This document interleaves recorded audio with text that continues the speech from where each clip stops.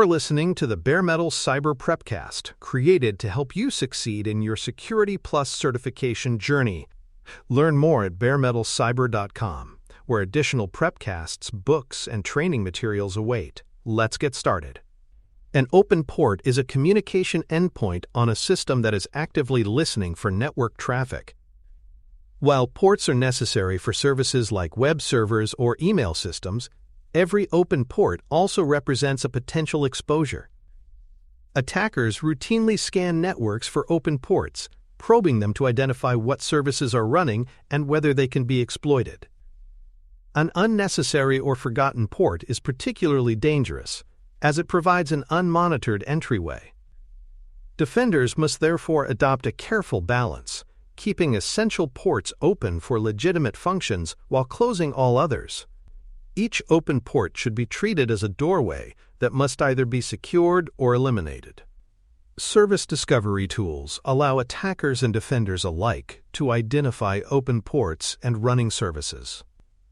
Tools such as Nmap or Nessus can scan networks to reveal not just which ports are open, but also which applications are listening and what versions they are running. For attackers, this reconnaissance phase is the foundation of an intrusion attempt. For defenders, service discovery is equally valuable, ensuring visibility into what is exposed. The process underscores the reality that you cannot protect what you cannot see. Routine service discovery is essential for maintaining an accurate map of network exposures. Default credentials remain one of the most persistent vulnerabilities in cybersecurity. Many systems ship with pre-configured usernames and passwords such as admin/admin or root/password. These defaults are often published in manuals, available online, and widely known among attackers. If not changed, they serve as universal keys that grant immediate access to systems. The persistence of this vulnerability reflects human behavior more than technical design. Administrators often neglect to update credentials during deployment. Default credentials transform otherwise secure technologies into open doors, reminding defenders that even basic hygiene practices are critical to security success. The sources of default credentials are easy to understand but difficult to eradicate. Device manuals, vendor documentation, and factory settings all provide the original login information to help users set up their products quickly. Unfortunately, convenience for the customer also provides convenience for attackers.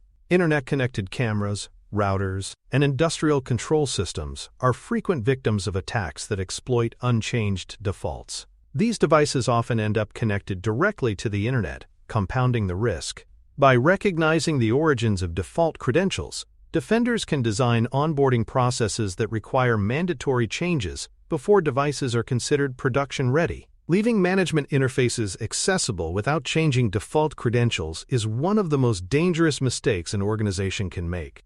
These interfaces often provide full control over a system, meaning that default access grants attackers administrator-level privileges.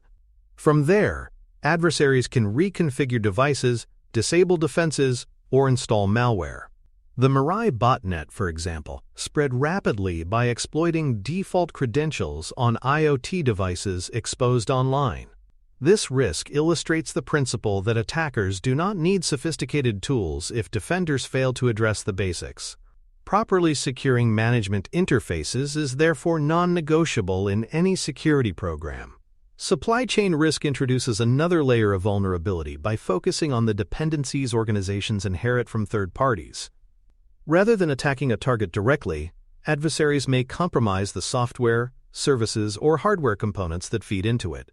When these upstream elements are infiltrated, the risk spreads downstream to every organization relying on them.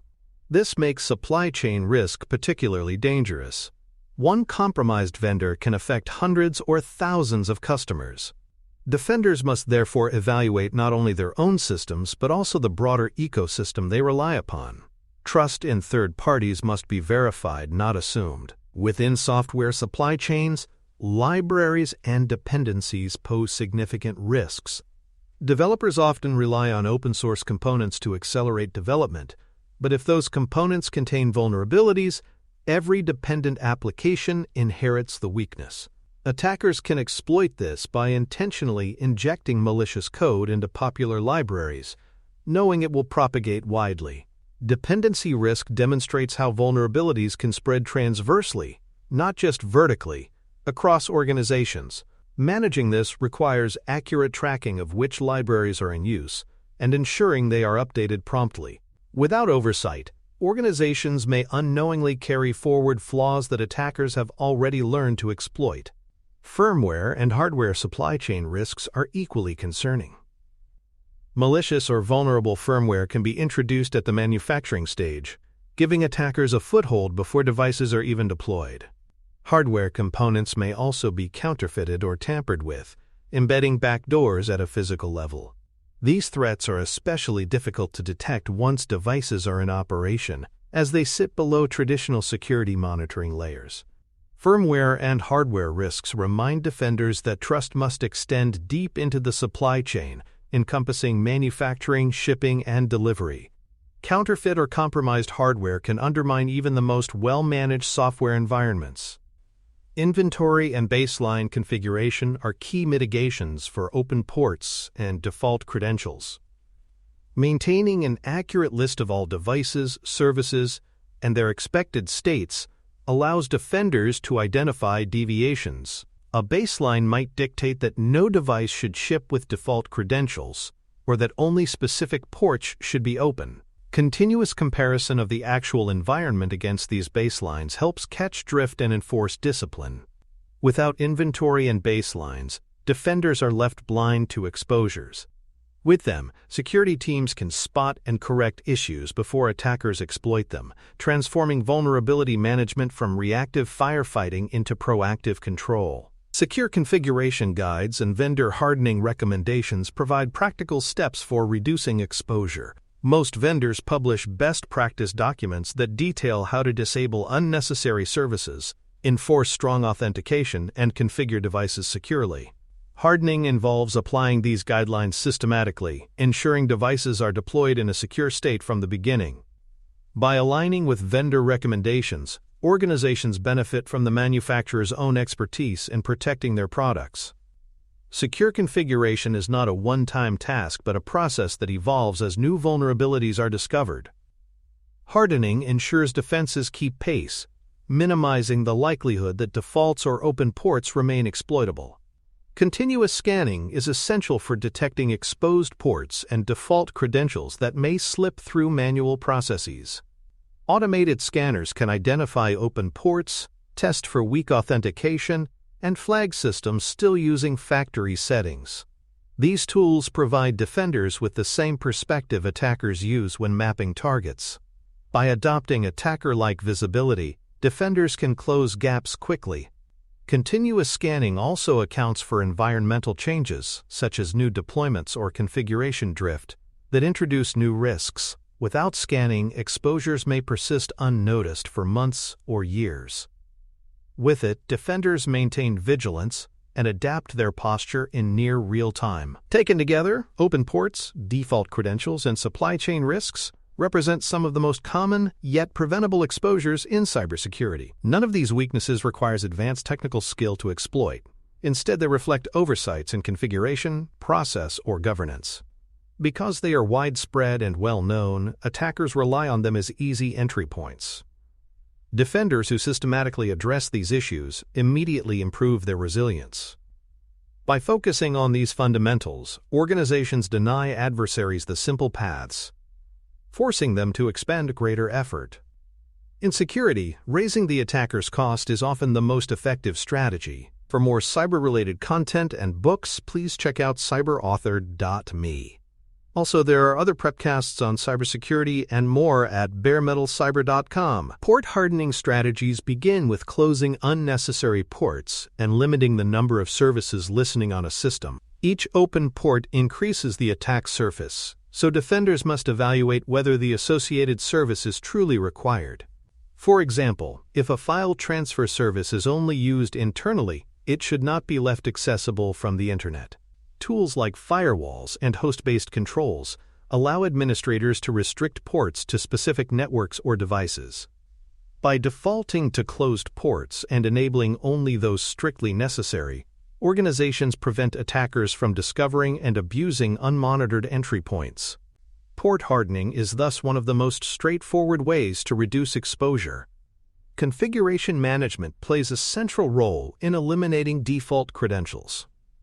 Systems must be deployed with enforced changes to usernames and passwords during setup, ensuring factory credentials never make it into production. Beyond initial changes, secrets such as administrative credentials should be rotated regularly to limit exposure if compromised. Automated configuration management tools help enforce these policies consistently across large environments, reducing the risk of human error. Attackers thrive on predictability, and default credentials provide exactly that. By systematically enforcing non-default configurations, defenders deprive attackers of one of their easiest methods of intrusion. Network segmentation provides an additional layer of protection for services that must remain exposed.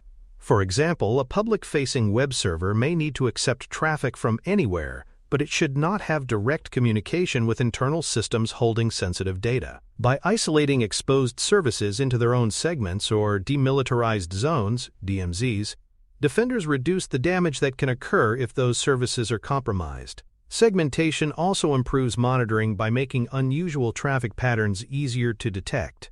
This approach accepts that some exposure is inevitable, but ensures that exposure does not grant unrestricted access across the environment. Vendor management is essential in reducing supply chain risk. Organizations must assess suppliers' security practices before onboarding and continue monitoring them throughout the relationship. This includes evaluating whether vendors follow secure development practices, provide timely patches, and meet regulatory compliance requirements. Contracts should include clear security obligations and breach notification requirements. Strong vendor management ensures that third-party risks are not blindly inherited. Attackers frequently exploit the weakest link in a supply chain. By holding vendors accountable, organizations collectively raise the bar. Vendor security is not optional but a core part of organizational resilience in a connected ecosystem. A software bill of materials, SBOM, provides visibility into the components and dependencies that make up an application. Just as food products include ingredient lists, software products should disclose the libraries and modules they incorporate. SBOMs enable defenders to quickly identify whether a vulnerable component is present in their environment when new issues are discovered. Without this transparency, organizations may struggle to understand their true exposure. The SBOM concept reflects the growing recognition that software is rarely built in isolation.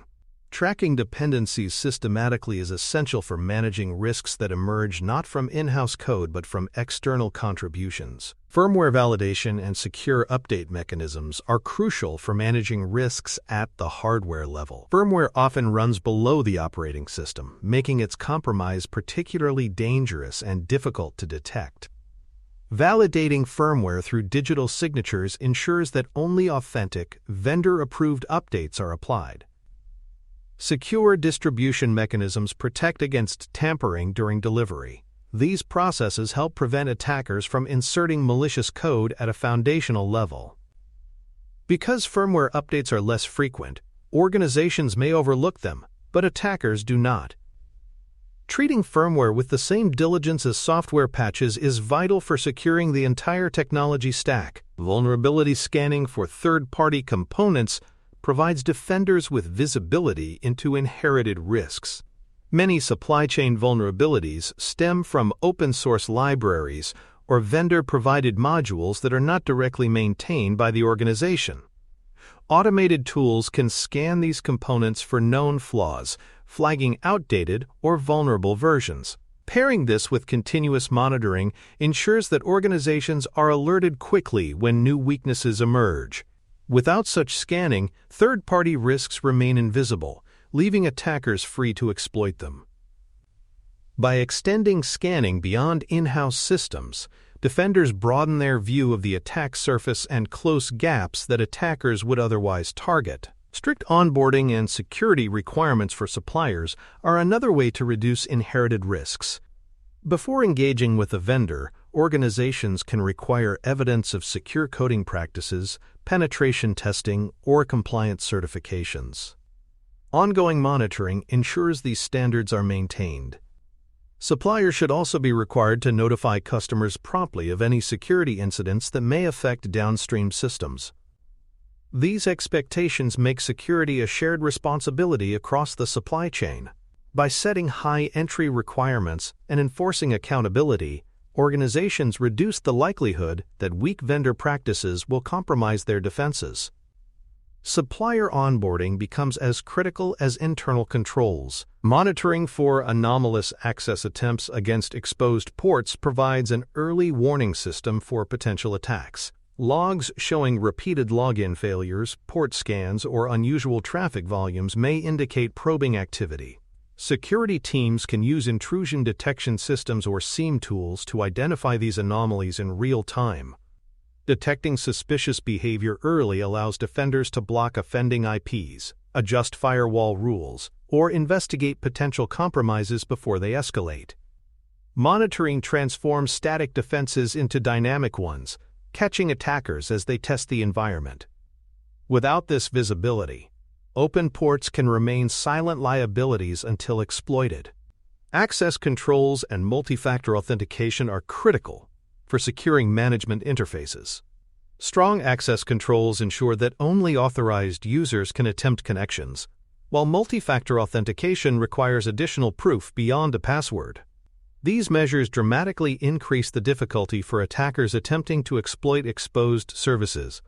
Even if credentials are stolen, multi-factor authentication adds an additional barrier. Combined with logging and monitoring, access controls provide layered protection around highly privileged interfaces.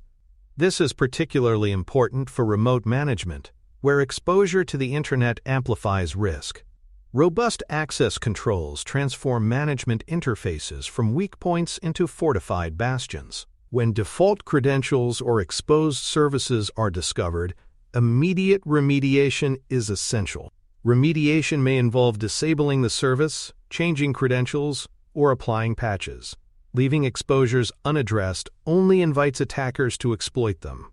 Security teams should also review why the issue existed in the first place, whether it was a missed configuration step, process oversight, or lack of monitoring. Correcting the root cause prevents recurrence. Remediation must be prompt, disciplined, and thorough, turning discovery into lasting risk reduction.